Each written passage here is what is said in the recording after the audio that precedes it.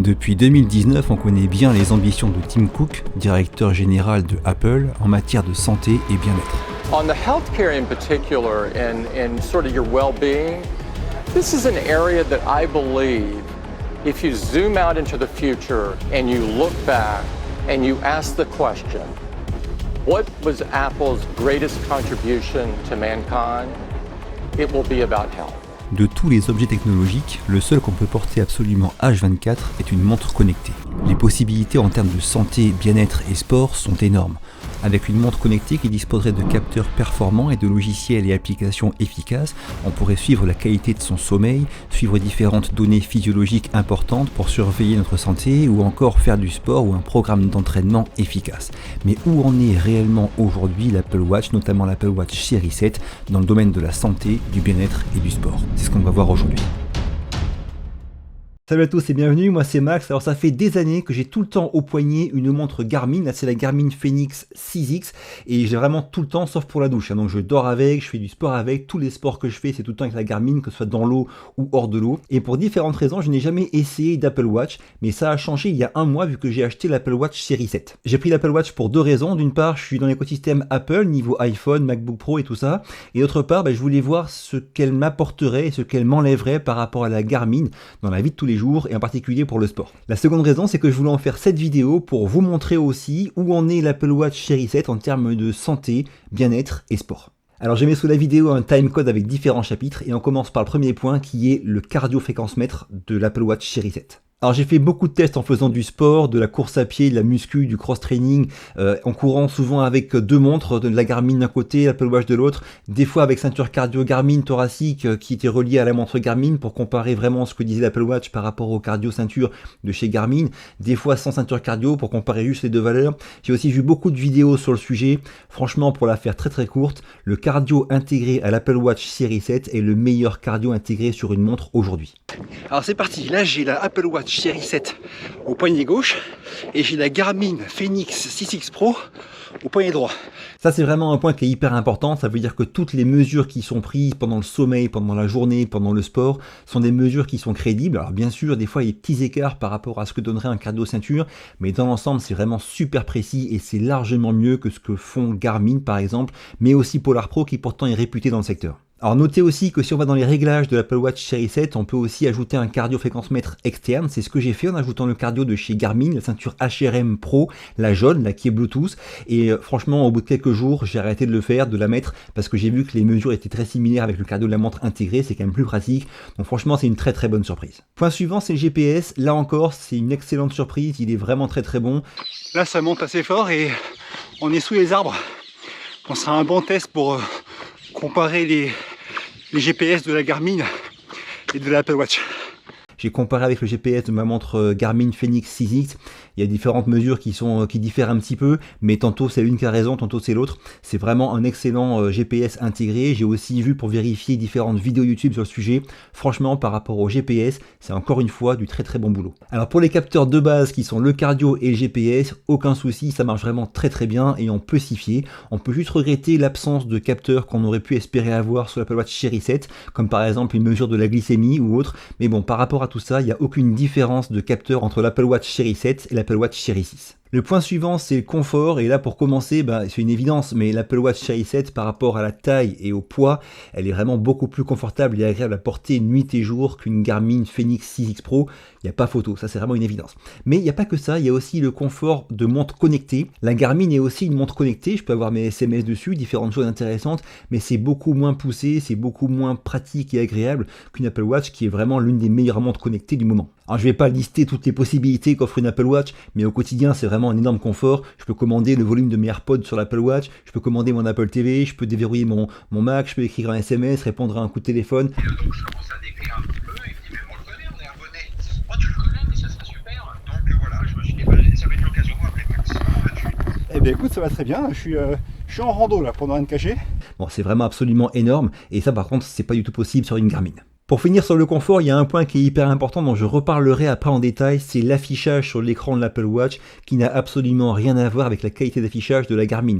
Sur l'Apple Watch, c'est vraiment hyper agréable, c'est super joli et quand on lit une carte, ça n'a rien à voir, on en reparlera après.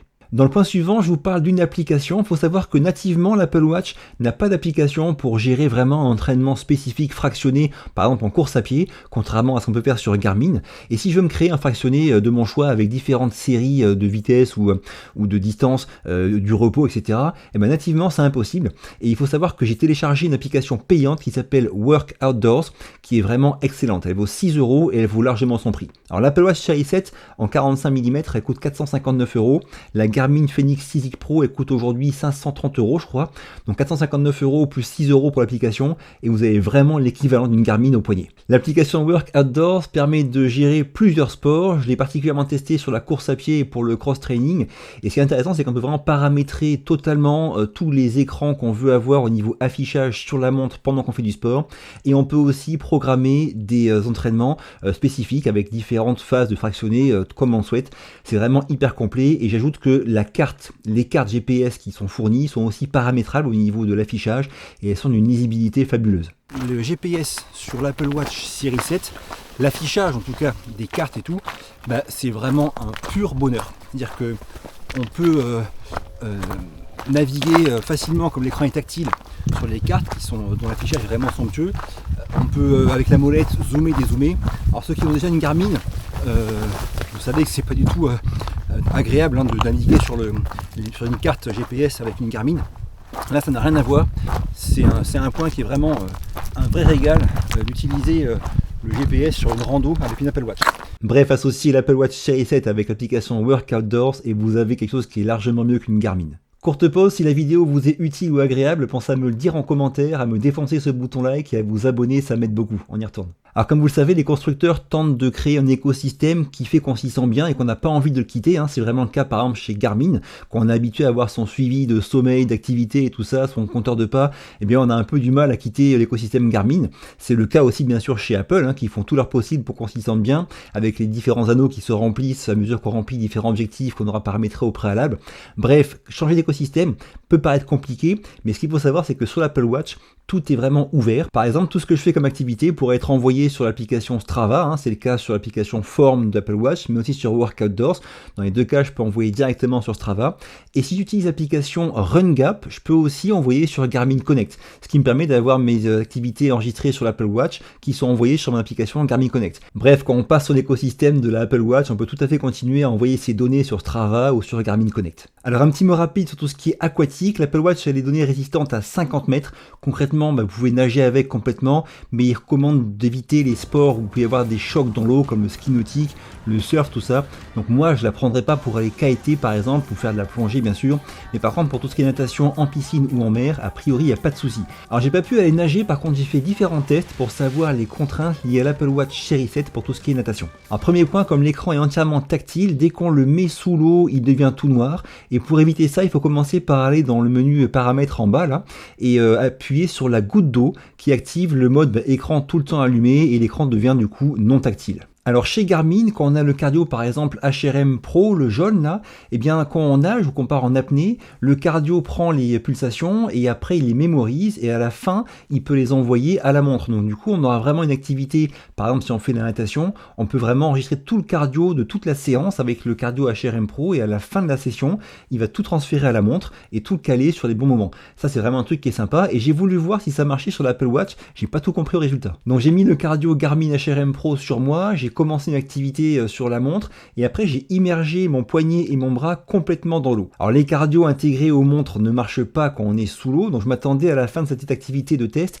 à avoir une zone vide au niveau données cardiaques et j'espérais pouvoir récupérer les données de mon cardio Garmin et les transférer directement automatiquement sur la montre. Alors ce qui est très bizarre, c'est que quand j'avais mon bras totalement immergé sous l'eau, je pouvais apercevoir le bord de mon cadran et j'y voyais mon pouls affiché clairement.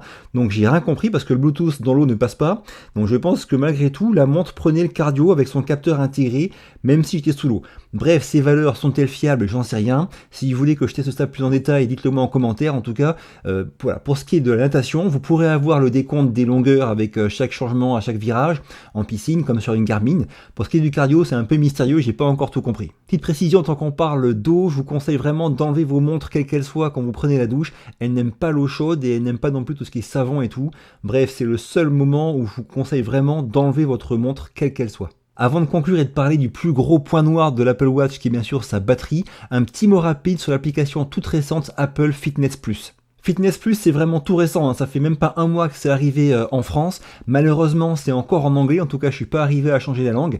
Le principe, c'est qu'en fait, on peut avoir accès à différents styles d'entraînement dans différents sports. On peut choisir du HIIT, donc du High Intensity Interval Training, dans tout ce qui est des petits circuits rapides où le cardio monte très fort et les muscles aussi. On peut avoir du gainage, du yoga, du pilates, bref, différents styles d'entraînement qu'on peut choisir. Et quand on a choisi un style d'entraînement, on choisit un coach et après on a vraiment une séance d'entraînement cours particulier, on va dire, avec un coach principal qui explique les mouvements qu'on va faire et qui les fait pour qu'on les voit bien. Et derrière ce coach, dans le cas de mon test, j'avais 2 personnes, un homme et une femme enceinte. Alors ce qui est intéressant, c'est que la femme qui est enceinte fait des mouvements qui sont simplifiés, ce qui est vraiment très très utile pour les femmes qui sont enceintes ou pour les gens qui débutent tout simplement ce style de sport. Alors Fitness Plus, c'est disponible depuis une Apple TV, depuis un iPad, un MacBook, un iPhone. Bref, c'est vraiment quelque chose qui est intégré totalement à l'écosystème Apple et à tel point que quand on a une Apple Watch, ça se déclenche directement depuis l'Apple Watch. Les données cardio et calories de l'Apple Watch s'affichent en temps réel sur l'écran. C'est vraiment super facile, intuitif et vraiment très très agréable. Alors j'ai fait qu'un seul entraînement, j'ai choisi une demi-heure, c'était un petit peu trop, j'étais complètement confit à la fin, mais c'était vraiment intéressant je trouve parce que ça motive d'avoir quelqu'un en face qui vous force à vous bouger. Alors Fitness Plus, premier défaut comme j'ai dit, c'est que c'est en anglais pour l'instant, sans faire de ma part, et second défaut c'est que c'est un service qui est payant. Pour moi il est gratuit pendant 3 mois comme j'ai acheté l'Apple Watch, mais après il faudra payer pour le garder. Par contre j'ai plus le prix en tête, je vous l'affiche ici. Alors pour finir je vous parle du seul vrai gros défaut que je trouve aujourd'hui à l'Apple Watch Série 7 comparé à une Garmin, c'est bien sûr la batterie. La batterie sur une Garmin, quand on fait pas de sport, ça tient 2-3 semaines sans souci. Quand on fait du sport tous les jours, on tient quasiment une semaine sans souci. Sur une Apple Watch, c'est une bonne grosse journée sans faire d'activité, mais c'est le maximum. Quand on fait du sport avec et qu'on se sert du GPS, faut compter 6-7 heures maximum. Et quand on sert de GPS plus musique, on est plutôt vers 4 ou 5 heures. Alors évidemment, au quotidien, c'est une contrainte. Faudra penser chaque jour à la brancher et à la charger. Il n'y aura pas le choix. Mais par contre, ce qui est intéressant, c'est qu'au niveau du sport, on peut faire un marathon avec une Apple Watch en utilisant le GPS. Alors pour conclure, plusieurs points. Déjà, c'est vraiment une super nouvelle qu'on ait un aussi bon cardio et un aussi bon GPS. Pour le suivi de la santé et le sport, c'est vraiment la base. Et ici, c'est vraiment un régal. Second point, bien sûr, tout ce qui est écosystème Apple est très bien pensé et c'est un confort au quotidien. Et pour l'Apple Watch, tout ce qui est navigation dans les menus, dans les cartes et tout, c'est vraiment largement supérieur à ce que propose Garmin pour l'instant. Donc c'est encore un excellent point pour l'Apple Watch. Le point positif suivant, c'est tout ce qui est application. Comme on l'a vu, j'ai parlé de Workout Doors, mais il y en a plein aussi qui marchent pour l'Apple Watch dans tous les domaines. Et ça, c'est vraiment beaucoup plus fourni, riche et propre que ce qu'il y a sur Garmin par exemple. Mais forcément, il y a aussi des points négatifs qu'on voit maintenant. Alors bien sûr niveau batterie, attention, on n'est pas du tout comme sur une Garmin, là il ne faudra pas compter dépasser la journée et si on fait du sport, ça va être quelques heures, 6-7 grand maximum, c'est un point très important à avoir en tête. Le second point négatif, c'est que pour la partie sport, l'Apple Watch ne gère pas du tout les temps de récupération. Sur l'Apple Watch, on rentre un objectif de calories à dépenser quotidiennement et si on fait une sortie de 200 bornes à vélo avec 3 cols, et bien le lendemain il va vous dire bouge-toi mon pote, t'as tes calories à dépenser. Alors que non, sur une Garmin, il va vous dire récupération, ne fais rien, tu vas te blesser. Ça c'est vraiment super important, la gestion de la récupération pour éviter les blessures n'est pas prise en compte sur l'Apple Watch contrairement à une Garmin. Alors à l'avenir bien sûr j'espère que Apple par mise à jour logicielle mais aussi par mise à jour matérielle va arriver à corriger ses erreurs et à progresser, mais je suis aussi curieux de savoir la réponse de Garmin car j'ai vu des rumeurs sur une sortie d'une Garmin Fenix 7 en janvier qui arrive, la 2022, donc j'ai hâte de voir ce qu'ils vont proposer. Si vous voulez que je la teste, dites-le moi en commentaire. Moi j'ai fini pour aujourd'hui, si ça vous a été utile, un petit pouce bleu, pensez à vous abonner, ça m'aide beaucoup. Je vous quitte, à très vite et d'ici là, bougez-vous purée, bougez-vous.